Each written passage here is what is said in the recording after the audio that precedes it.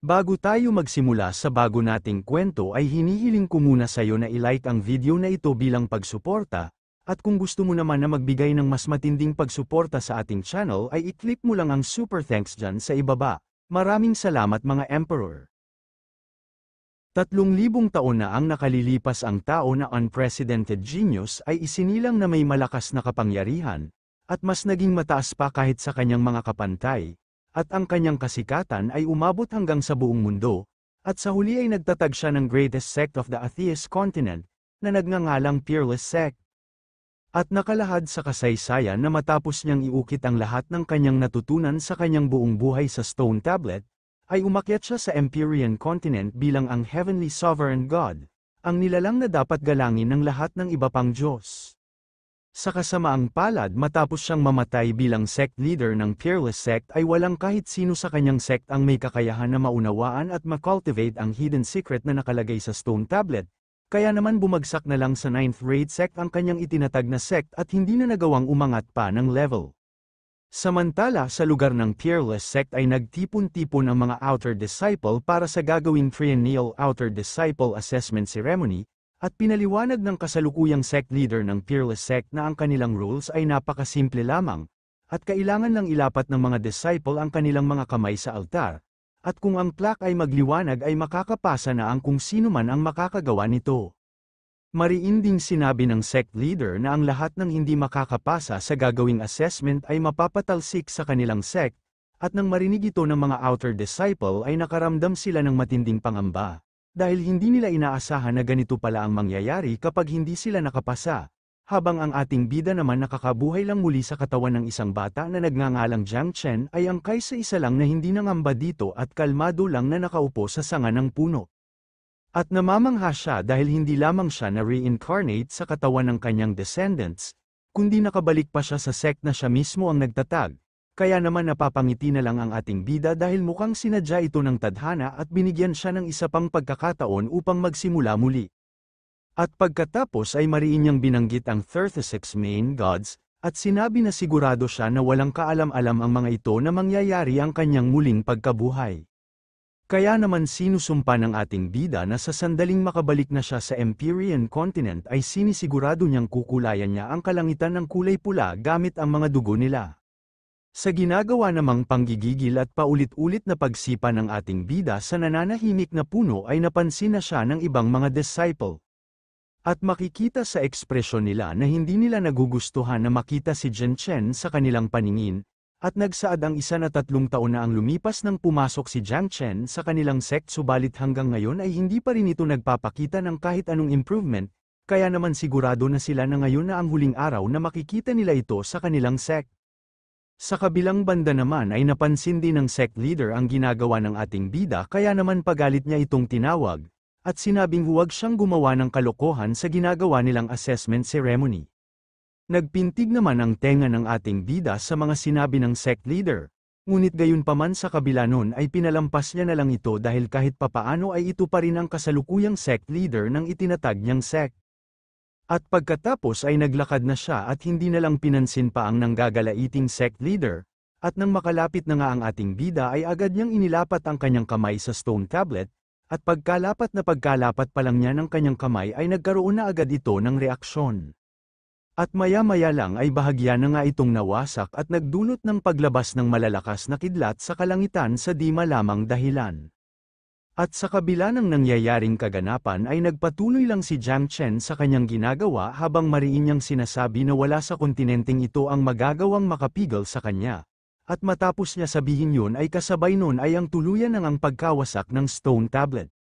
At nang makita ng sect leader ang mabilis na pagkawasak ng stone tablet ay hindi niya ito magawang paniwalaan sa kadahilan ng ang Peerless Stone Tablet ay kinilala ng lahat sa pagiging matatag sa buong mundo, na kahit ang malalakas na artifact ay hindi man lang nagawang pagalawin ito, subalit si Jiang Chen na itinuturing na tanga sa kanilang buong sect ay nagawang mawasak ang stone tablet gamit lamang ang kanyang isang kamay. Kaya naman napapapikit na lang ang sect leader at sabay na tumulo ang mga luha nito, dahil iniisip niya na mukhang nakatadhana na talaga ang katapusan ng kanilang sect.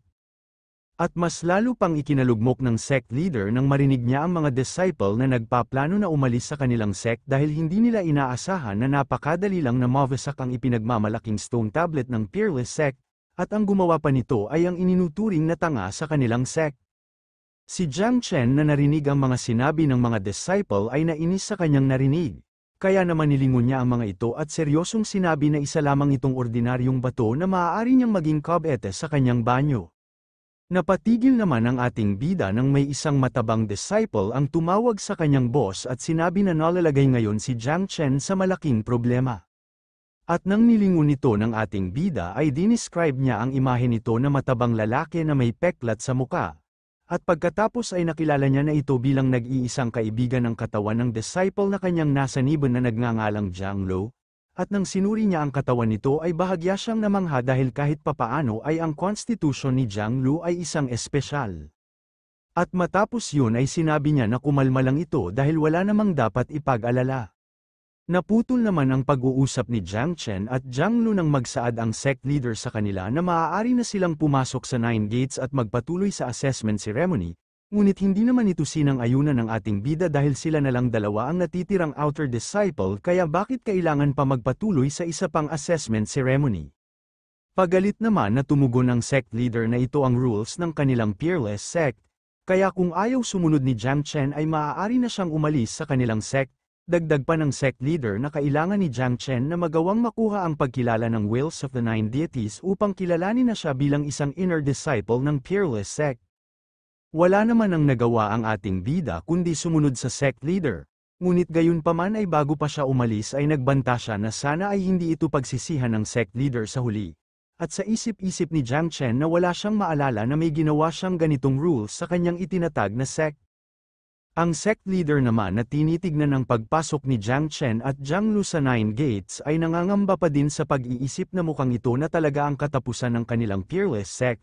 Dahil ang dalawang tanga pa talaga na mga ito ang natira sa dami ng outer disciple na lumahok sa ginawa nilang assessment ceremony. Samantala ay nakarating na nga ang ating bida sa harapan ng 9 gates at pagkadating niya pa lang ay binuksan na niya agad ang 9 gates. At doon ay sumambulat sa kanila ang ritual hall kung saan ay nakatayo ang 8 na stone statue, at nang makita ito ng ating bida ay bahagya niya itong ikinagulat. At maging ang mga stone statue ay nagulat din nang makita si Jiang Chen na tila nakikilala nila kung sino talaga ang ating bida.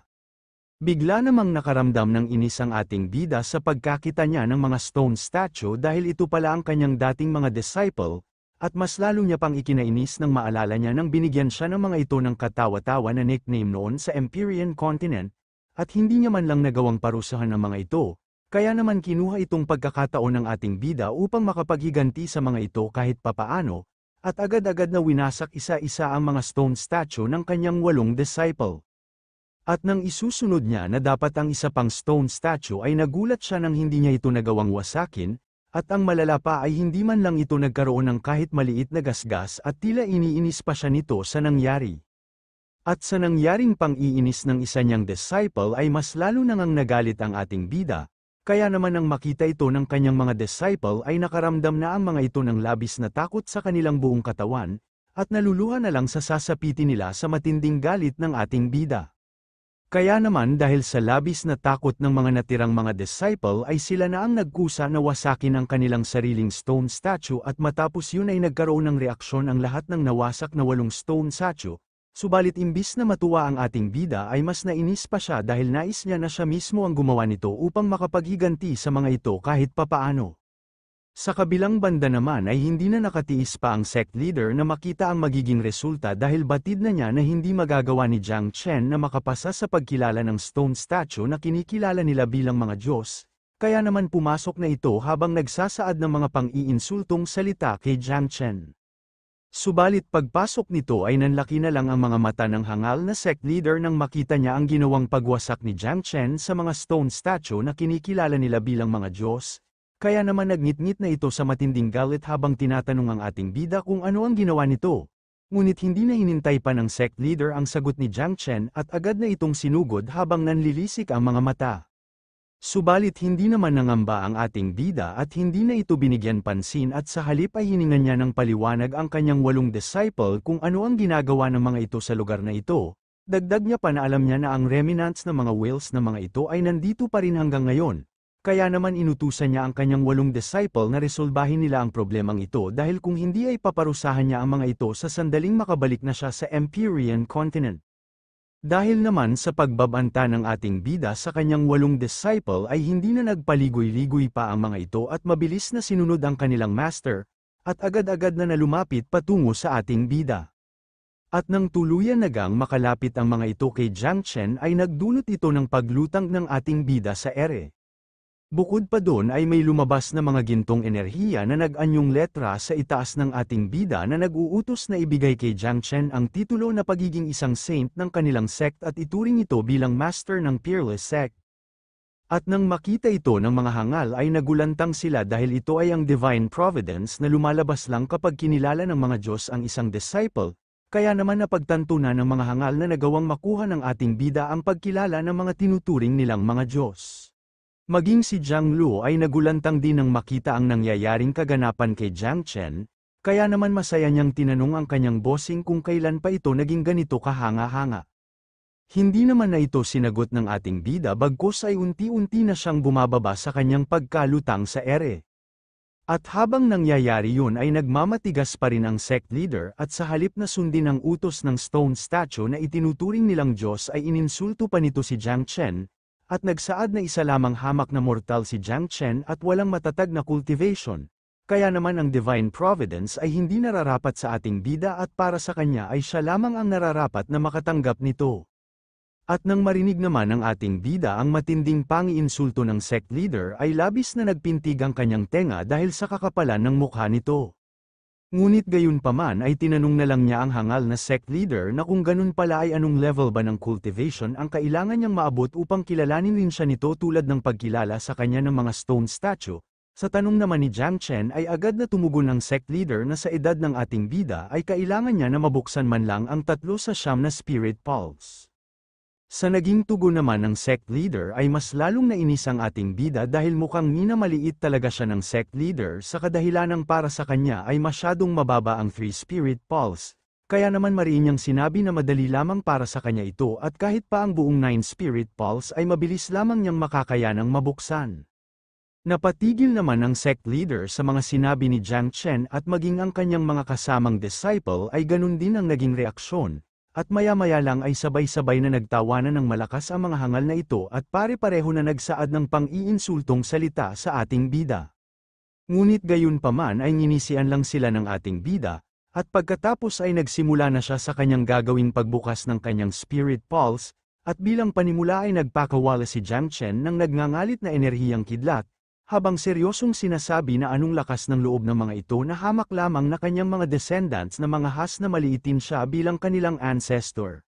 Sa kabila naman ng mga sinabi ni Jiang Chen ay nakapikit pa rin ang hangal na sect leader dahil sa patuloy pa rin niya na pinagtatawanan ng ating bida. At habang unti-unti na nga niyang iminumulat ang kanyang mga mata ay sinasabi niya na sa tingin ba talaga ni Jiang Chen ay madali lang nito na mabubuksan ang 9 spirit pools. Ngunit laking gulat niya nang tuluyan na niyang naimulat ang kanyang mga mata, kung saan nakita niya ang nag-uumapaw na pulang liwanag na lumalabas sa katawan ng ating bida, at hindi siya makapaniwala na nagawa agad na ma-activate ni Jiang Chen ang first spirit pulse.